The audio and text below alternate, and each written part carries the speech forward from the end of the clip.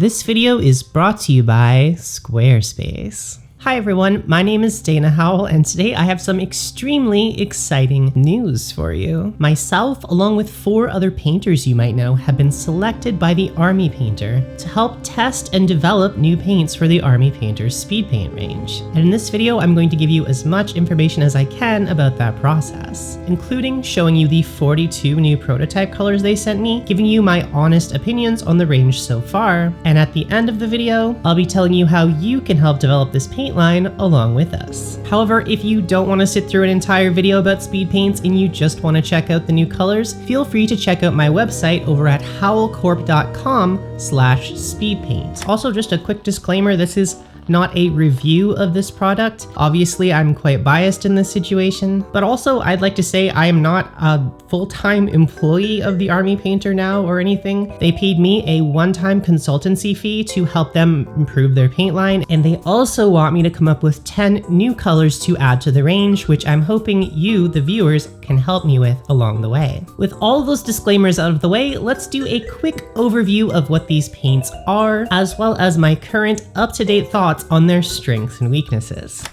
In summary, AP speed paints are intended to be a one-coat solution for painting large armies. You just slop down a single coat over a white primer or underpainting method of your choice. See last video if you want to hear more about different underpainting methods that I recommend. And so far you might be saying this sounds like just the pitch for GW's contrast paints. Any of the other competing brands of what we might call transparent paints, or colloquially, slap chop sauce. You're gonna be in a great mood all day because you're gonna be slapping your troubles away with the slap chop. So what are the differences between AP speed paints and all of those other paints? My basic conclusions have been contrast paints dry faster, are more expensive, and are currently available in a wider variety of colors. AP speed paints dry slower, but are about half the price of contrast paints, and currently have less colors on the market, although that's about to change. These two types of paints are extremely different from one another. Contrast paints are for a beginner, much easier to use, and you can put other paints on top of them, no problem. They dry really fast, easy to work with, where AP speed paints, on the other hand, have what we like to call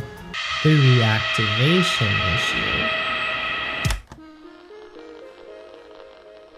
So just what is reactivation? As I said before, AP speed paints have a much longer drying time and what we might call curing time. The full curing time seems to be about 3 to 4 hours in my experience, although this can vary by color. And if you do try to use water-based paints on top of your speed painted model within this amount of time, you can sometimes get what's called reactivation, which is basically your layer of speed paints can become wet again and blend with the color you're putting on top of it. Now, this is a pretty big issue and can be a little bit intimidating for the beginner painter. However, in my opinion, this is not a deal breaker and can even be an advantage in some situations. Why it happens. The official statement from the Army Painter is that reactivation is a side effect of the resin that they use to make the speed paints. They are currently working on an improved formula to help lessen reactivation for the next wave of these paints, but it probably won't stop entirely, as the ingredient that causes reactivation is the same ingredient that allows these paints to flow better and not create those tide marks you get with contrast paints. Working around it. If you're a clever painter, it's quite easy to work around reactivation, and you might not even notice it at all, as I didn't for quite a while after starting to use these paints. Here are a few workarounds that I've used to help work around the problem when it does come up. Number 1, paint in large batches. For me, the main utility of these paints is to paint in large batches. So what I like to do is apply the first coat over an entire army or squad and then let them dry overnight. I will then do any extra highlights or details that I want on another day, and usually it's not a problem by then. Number 2, don't use water. If you don't want to wait a long time before applying highlights, you can simply just avoid using any types of paints that are too wet or contain a lot of water. Simply wait a few hours and then apply your highlights using either dry, unthinned paints, or if you do want to thin down your paints, use speed paint medium instead of water, and you should be fine. Number 3, work with reactivation. If you really don't want to wait before applying your highlights on top of speed paints, you actually don't have to. Simply start highlighting right away using either unthinned paints or paints thinned down with speed paint medium. And you'll find that you can actually blend with speed paints similar to oil paints. You can even use this longer drying and curing time to your advantage to blend skin tones, cloaks, or other areas on your model that you might want to wet blend. And if you are interested in this topic, I've actually devoted an entire video to it, and I hope to do more videos in the future on how to do some advanced blending with speed paints. In conclusion, if you don't mind paying more, want your paints to dry and cure faster, and aren't interested in any of the wet blending properties, just buy contrast paints. However, if you want your paints to be half the price, don't mind learning to use the speed paints for what they are. Maybe speed paints are for you. With all that out of the way, let's get into the test kit that Army Painter sent me, along with all of the new prototype colors. But if you'd rather see all of the colors displayed on a single web page where you can compare and contrast them, feel free to go and check out my website over at howlcorp.com/speedpaint. I put together a quick comparison chart over there for all of the speed paint colors that currently exist, including all of the new prototype colors. And I was able to quickly and easily slap this together using this video's sponsor, Squarespace. Squarespace is the all-in-one platform that has been my go-to solution for all of my website needs for over a decade now. And whether I need to build a store, portfolio, or reference document to compare paint colors, Squarespace is my tool of choice for any website I might need,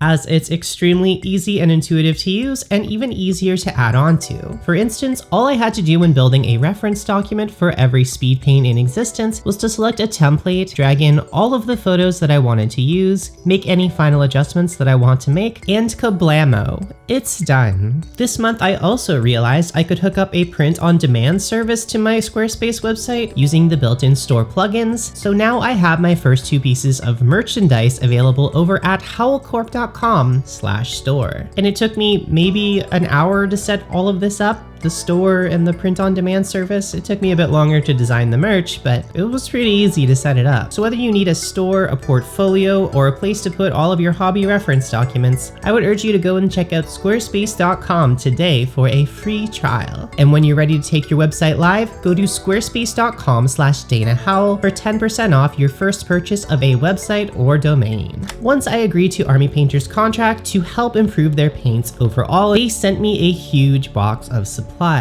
And it contained a whole bunch of shot glasses for those late nights of paint testing, a bunch of paint palettes for mixing those shots with speed paint, a box full of secret ingredients, some lids for the shot glasses, another box of secret ingredients, as well as one of these speed paint mega sets containing every paint currently available on the markets. Within the first box of secret ingredients, I found a big bottle of speed paint medium, 17 bottles of speed paint pigment, as well as some empty bottles. And from what Army Painter has told me, these are the three key ingredients that make up speed paint: medium, pigment, and bottles. And what they wanted me and the other members of the paint development team to do was to mix together our own colors using the different pigments and report back with new and interesting colors for them to add to the speed paint range. In the second box of secret ingredients, I found one of every one of the prototype paints that Army Painter had mixed up and wanted us to test out. So along with the original 23 speed paint colors, this is all the stuff that I'm going to need to do my tests.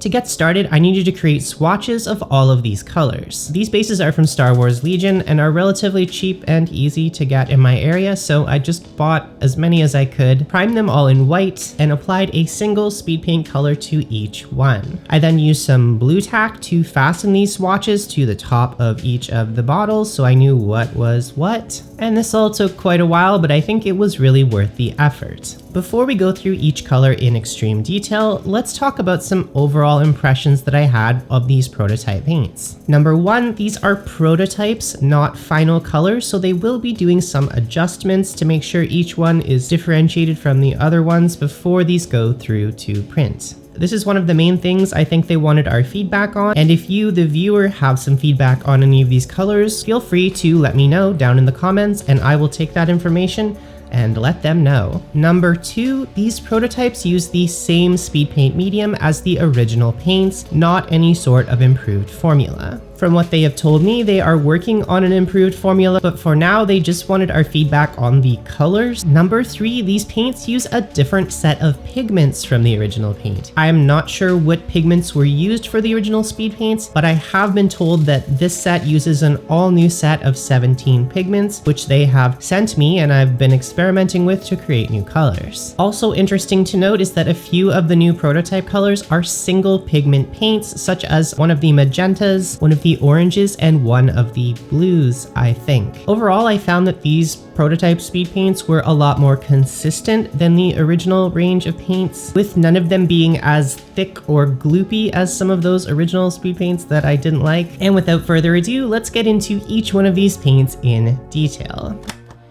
To start off, let's talk about the new yellows. In the initial speed paint range, we got one basic yellow, Zealot Yellow, that a lot of people, including myself, criticized as being a little bit too orange. We also got Malignant Green, which I guess is supposed to be green, but to my eyes, it really feels more like a cool yellow. In the new prototype colors, we get 2 new shades of yellow, which I really feel fill in the gaps for a more true, less orange yellow. And if you're curious, these 2 new prototype yellows correspond pretty closely to Iron Jaws Yellow and Iandin Yellow from the Citadel contrast range. Next up, let's take a look at the oranges. In the original range, we got a single orange color, Fire Giant Orange, as well as Zealot Yellow, which some would consider an orange. And in the new prototypes, we get 2 new oranges. One is a bit darker and more red, and one is a little bit lighter and more yellow. We also get this nice new desaturated orange, which feels like it's intended to be a flesh tone. And overall, I liked all of these new oranges. If you're curious, the one in the bottom right corner is a single pigment color, so just orange pigment plus medium. Moving on, let's talk about the reds. We had 2 red colors in the original range. Overall, I was pretty happy with these, although the texture of Slaughter Red I always found to be a little bit too thick to work with. And in the new range, we get 2 new main red colors, which are both a lot brighter and more saturated than the original reds. But unfortunately, these 2 new red colors also feel a little bit samey to me. I really hope these 2 get more differentiated before release. If we wanted to here, I feel like we could also include the darker orange as one of the red colors, as if you put it next to Blood Red,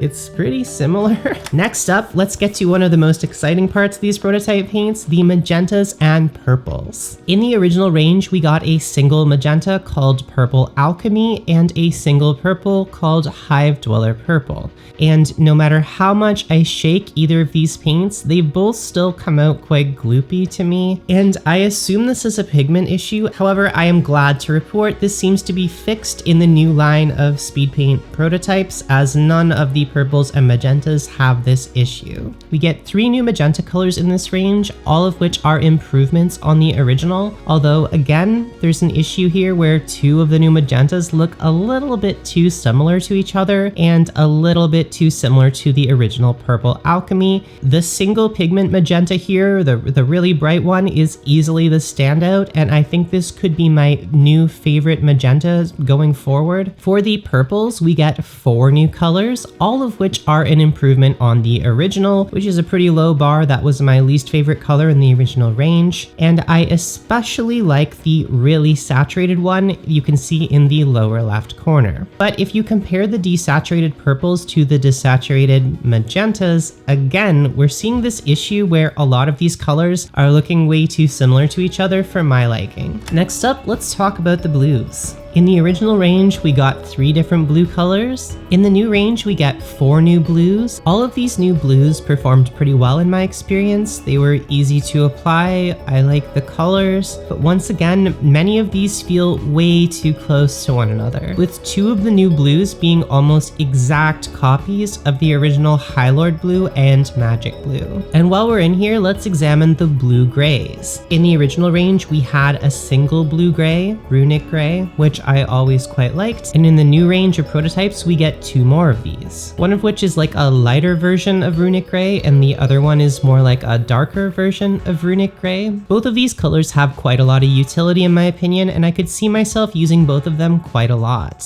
After this, we have the blue greens or green blues. In the original range, we got the fantastic plasmatic bolt, while in the new range, we basically get a medium and dark version of this same color. Again, I love these 2 colors, I'll use them a lot, no notes here. After this, let's talk about the rest of the greens. The greens make up the majority of this paint range. We had a lot of greens in the first wave, and we get even more here. In the original range, we got 4 greens. In the new range, we get a whopping 8 new greens, which is an absurd amount of green paints to get, but somehow I am not mad about this at all because each of these colors is genuinely different from all of the other ones, and I could see a different use for each and every one of these. And I found the same is true of all of our browns, skin tones, and earth tones in this set. It's a very similar situation. In the initial set, we got 4 different browns, and in the updated range, we get another 8 of these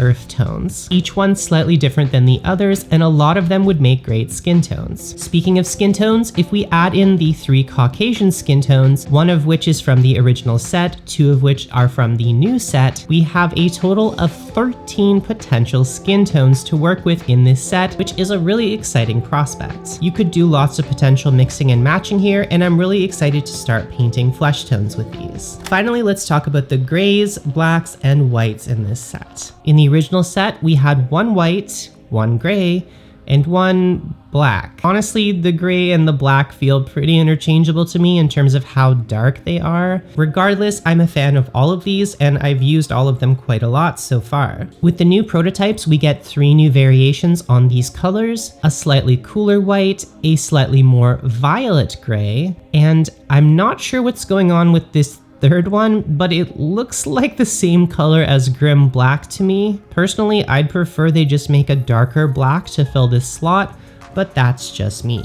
And that's it. That is every single new prototype color that Army Painter sent me. And with that said, this is where you, the viewer, come in. What do you think of these new colors? Do you see anything obvious that's missing, or any ones you really like or really don't like? One of the reasons that Army Painter hired YouTubers to do these tests was so that we could consult our viewers and get as much feedback as possible from actual painters before these paints go to market. So please leave as many comments as you would like down in the description, and really let me know how you really feel about each and every one of these prototypes. I'm going to be spending the next week or 2 or 3 experimenting with all the different pigments and the medium that Army Painter sent me, and I'm going to be trying to create new colors and maybe adjust some of the existing ones to give feedback back to Army Painter. So expect a video on that in the near future as well. Thank you so much to Squarespace for sponsoring this video. Thank you to all of our lovely patrons for supporting this channel, and thank you to our new editor, Annie, who you might know from her YouTube channel, Annie Minis, and if you don't, go and check out her channel. The link is down in the description. I hope you found this video informative. Leave any questions you have about speed paints or any tests you'd like me to perform down in the description, and I will see you